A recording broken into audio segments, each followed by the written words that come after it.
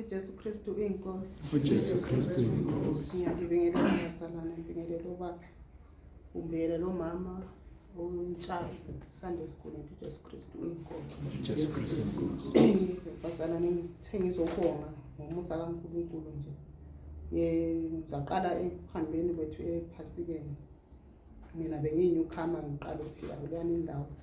Ngibonga ubumnandi engifika ngakuthola eRichards Bay, ubunye babazalwane, indumiso nje konke nje lokusezingeni nje eliphezulu. Ngenye indlela ukuthi lami bengiqala nje ukuba sendaweni elomoya kaNkulunkulu ngendlela kade kungakhona ukubambana lokuthula lokukhona ukuzitsholo khona bodwa ukuthi uNkulunkulu khona kuleyani indawo. Siyabonga kakhulu ngomusa uNkulunkulu. Ngizivungela mina kakhulu umusa uNkulunkulu angenzela wona ukuthi ngizithole ngisevangelini leqiniso. Ngiyabonga kakhulu uNkulunkulu. Ngiphinde njalo ngibonge ngelast ngathi ngifakaza ngendlela uNkulunkulu angenzele umusa ngakhona ngenhlambuluko kwakumele ngiyenze komunye umama engangimphambamisile. uNkulunkulu utsho wayesazi yena ukuthi umama lwana izisuku zakhe sezivaliwe vele. So make sure ukuthi uma umama lwana esuka kulomhlaba ngibe sengihambile ngalungisa izinto naye.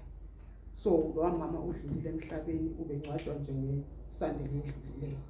Ngambonga uNkulunkulu ukuthi uNkulunkulu ubonile ukuthi lento engangimenze yona okungamelanga ukuthi azahambe nginganjani. Kodwa kungizisa ubuhlungu ngoba wathi esesibhedlela ngangimnikeze umkhuleko. Noma sekuphumile ngangilokho ngimbuza ukuthi awusebenzisa yini umkhuleko.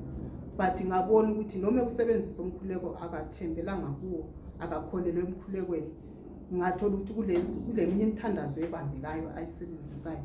Leyo nto yangilimaza kodwa awungananto engizoyenza kodwa mina ngaqhubeka ngisithi ungayekeli umama ukusebenzisa kwesimbiza amadzimayi.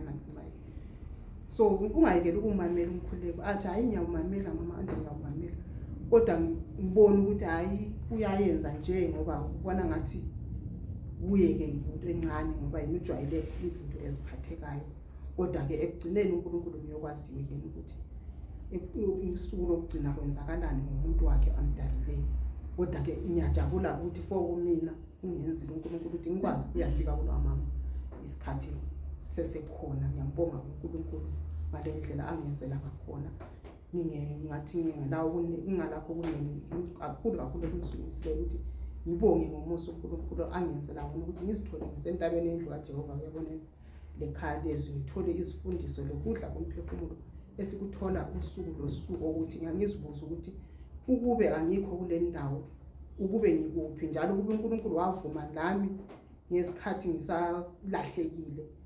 Maybe lokufa ngabe sengafa kube kusho ukuthi ngabe ngisesihogweni namanje ngoba noma ngithi ngiyabheka ngoba ngangizitshela ukuthi hayi siyakhonza kubalekile ukuthi ngeSunday or Saturday ngesontweni ubuye uzivelele endlini.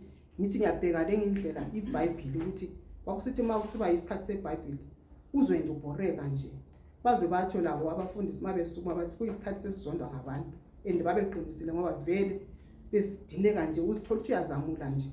Singaliboni iBhayibheli ukuthi libaluleke kangakanani.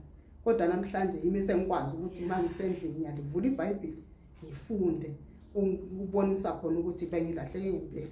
Kodwa ngiyambonga uNkulunkulu wangenzela umusa. uJesu Kristu uyinkosi. uJesu Kristu inkosi.